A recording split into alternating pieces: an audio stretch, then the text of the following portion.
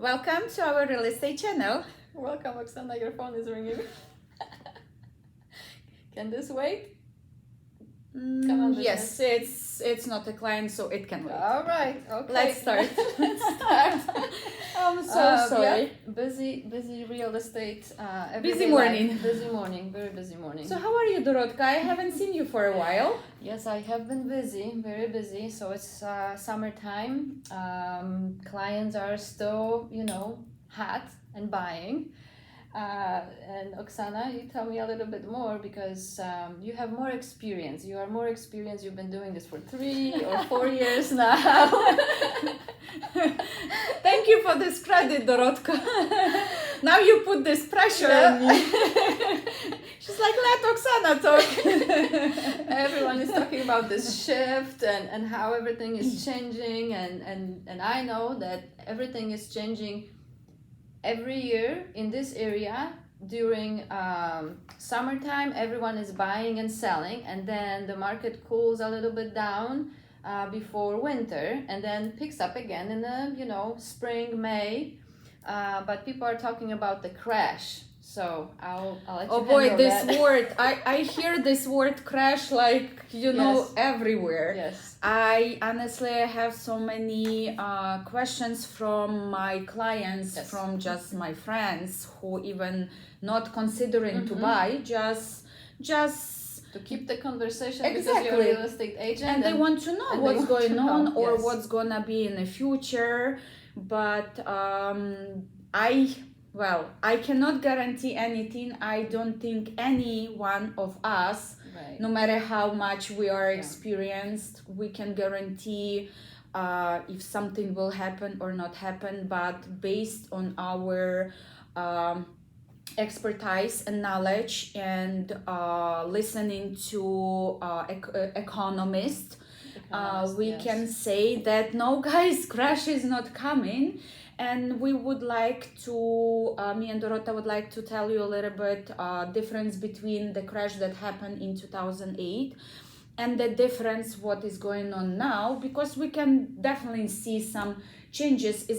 It's like I just woke up and I'm like, something changed, like what's going on. But so we just wanted to talk to you a little bit shortly, not to be bored too much about this changing.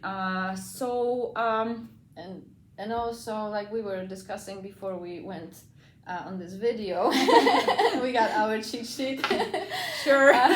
So we don't forget certain things like what happened with COVID. How the crisis of people being sick and quarantining and everything contributed to what's going on, what was going on 2 years ago and what's going on now. So, and comparing that to 2008 market crash. So Yes. it's a little bit different. It is different, and we shortly can tell you a few differences. So one of the big difference, which I think, correct me if I'm wrong, back in 2008, lenders didn't check credit score, didn't check financial situation of buyers, and they simply, without down payment, they simply were given loans to everyone who wanted to buy a house. To buy a house or houses. Yeah, or any property, right? Any Not property. only house. So it was a little bit crazy. Right now it's totally different situation. Lenders really good checking your taxes, your Yes. credit score, your financial situation. Yes. So they confident how much and who they given the loan. So that's the big difference, because back then in 2008, when they start giving loans to everyone, after a certain time, people couldn't afford to pay the mortgages and foreclosures started.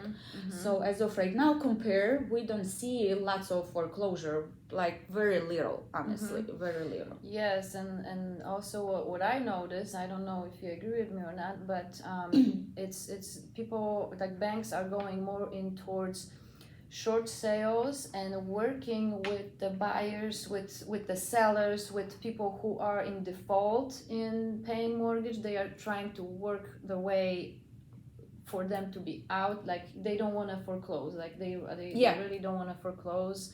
No one wants to foreclose. So the banks, lenders, trying to help buyers, right? Help buyers. Yes. Yeah, I would agree with that. Yeah.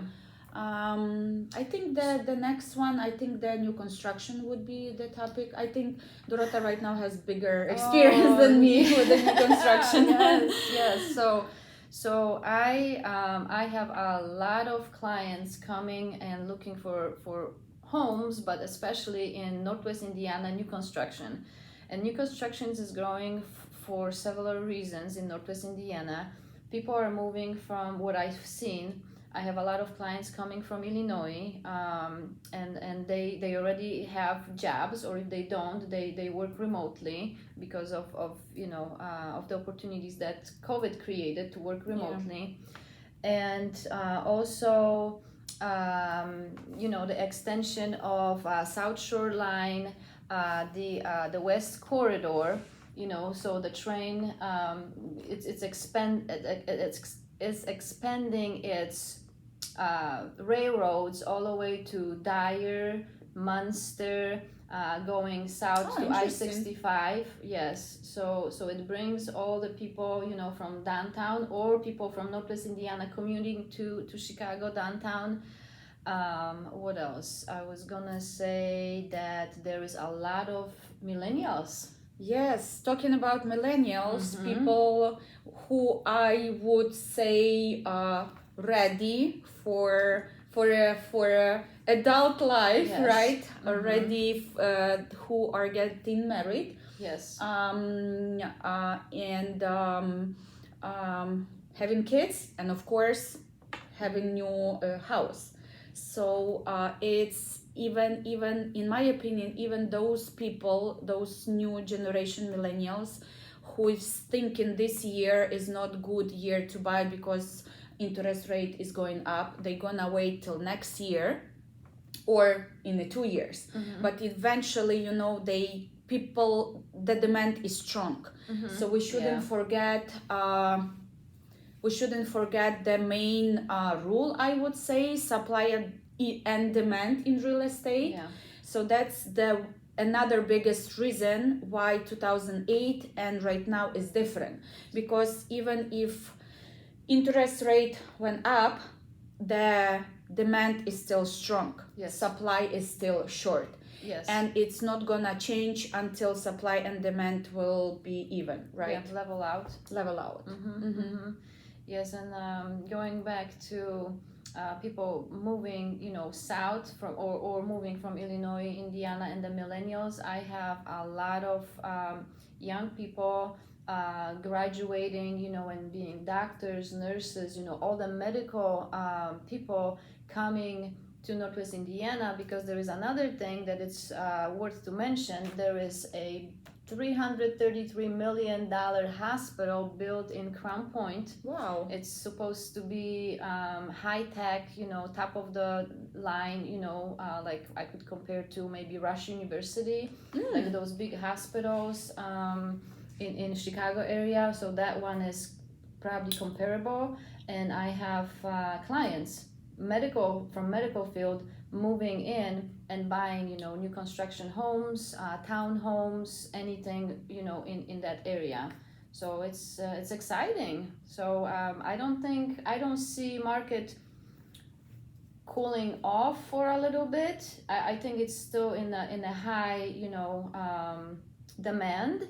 It may be just, starting to level out, but it's still a good time to buy.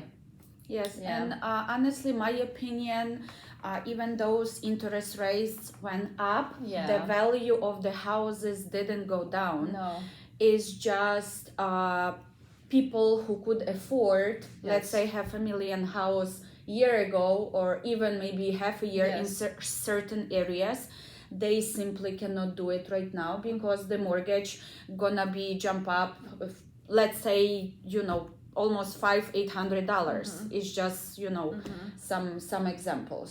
So, but the value of the house didn't go down. No, the value of the house didn't go down.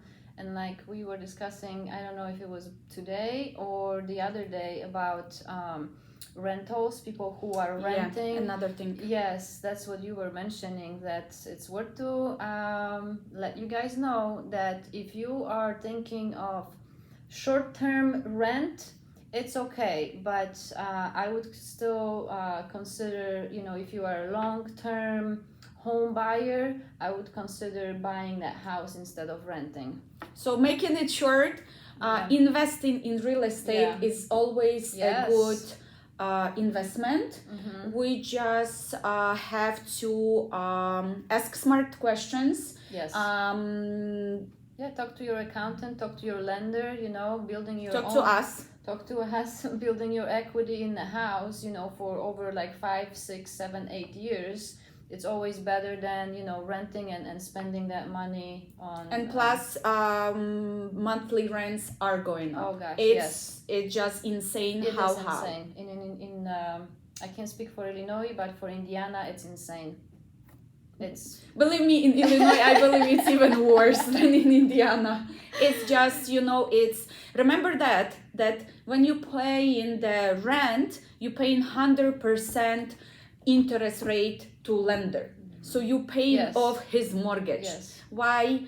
Well, I do understand that sometimes people you have different situation and cannot buy at that time. But even if you have a problem with the credit, reach out to us. Yes. We can help you. We can guide you towards right direction how to fix. So maybe in a year you can afford the house and you can build equity. That's correct. Yes, we have network of, you know, lenders, and not every lender is, you know, good for everybody. So we have several different, you know, options, different people that we work with, you know, bilingual, you know, just let us know. Yes, we can take care of it. We can help. Yeah. And I believe that's all we wanted to say, right? Did we miss anything? No, maybe what do you think we should talk about next time? You know, actually, we were talking previously about closing, some useful tips. I was receiving a few questions. Sometimes, you know, closing and maybe how to fix, just tips that we can give clients. Because we are not loan officers, we cannot advise what to do, but we can advise just a little bit, enough, you know, for someone to get better, you know, idea how to fix your credit score. So that would be a nice topic. Okay. So see you next time, guys. See you next time. Bye.